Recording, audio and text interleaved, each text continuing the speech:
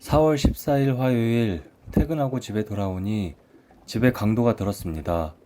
집안 모든 서랍장, 수납장이 다 열려져 있고 온 바닥에 뒤엎고 어지럽힌 흔적이 있었습니다. 고양이 방문이 활짝 열려 있고 그 방 방충망과 창문까지 열려 있었습니다. 8층 아파트인데 강도가 일부러 창문을 열어놓고 갔습니다. 고양이는 3마리 흔적도 없이 사라졌습니다. 친정엄마와 남편에게 연락을 하였는데 이상한 점이 있었습니다. 너무 놀란 나머지 진정되지 않는 마음으로 친정엄마와 남편에게 도둑이 들었다고 연락을 했습니다. 놀라서 달려온 친정엄마는 제 손을 붙잡고 눈물을 글썽이셨고 고양이를 찾아보자고 말씀하셨습니다. 경찰에 신고하자고 하니 물건이 크게 없어진 것도 아니고 결혼 반지 1개와 고양이 3마리만 없어졌다는 거에 경찰이 오지 않을 것이라며 친정 부모님과 남편은 신고할 생각을 하지 않는 것이었습니다.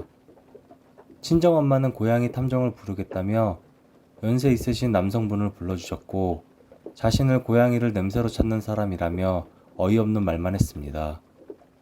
탐정이라 하기에 이동장도 없었고 포획 도구도 없이 저를 이상한 사람 취급하며 마음을 편히 먹으라고만 하고 야생동물은 한번 나가면 못 찾는다는 소리만 반복했습니다. 알고 보니 고양이 탐정이 아닌 그냥 일반 사람이었습니다. 친정엄마가 일반인 분께 그냥 둘러대라고 매수한 것입니다. 다음날 경찰에 신고 후 믿지 못할 일이 생겼습니다.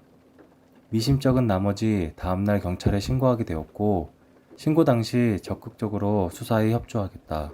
지문 감식, CCTV 등 일단 도둑이 들면 경찰은 출동하신다며 도움을 주러 오셨습니다. 그런데 그 출동하는 짧은 사이 또 다른 일이 생긴 겁니다. 경찰에 신고 접수 후 남편에게 신고했다고 하니 갑자기 고양이를 찾은 것 같다며 지하 1층 주차장 쪽으로 저를 데리고 갔습니다. 주차장 작은 구멍 쪽에서 본 것 같다며 시간을 끌고 있었습니다. 절 유인한 겁니다. 그 사이 출동하신 경찰분과 엄마가 이야기 후 저를 본 경찰분은 이런 이야기를 하셨습니다. 고양이 3마리는 어머니께서 남편과 짜고 숨기셨다고 말씀하셨습니다. 저희는 이만 돌아가겠습니다. 이렇게 말씀하시더군요. 그리곤 어머니 왜 그렇게 거짓말하셔서 따님이 진짜 집에 강도가 들었다고 생각하게 만드시나요? 그거 허위신고이고 불법이며 법적으로 처벌받는 거 모르세요? 서로 이야기 잘하셔서 푸시길 바랍니다. 그렇게 이야기하며 가족과는 형사처벌도 안 된다고 범인을 알았으니 더 찾을 것도 도와줄 것도 없으니 가족과 이야기해서 해결하라고 돌아가더군요.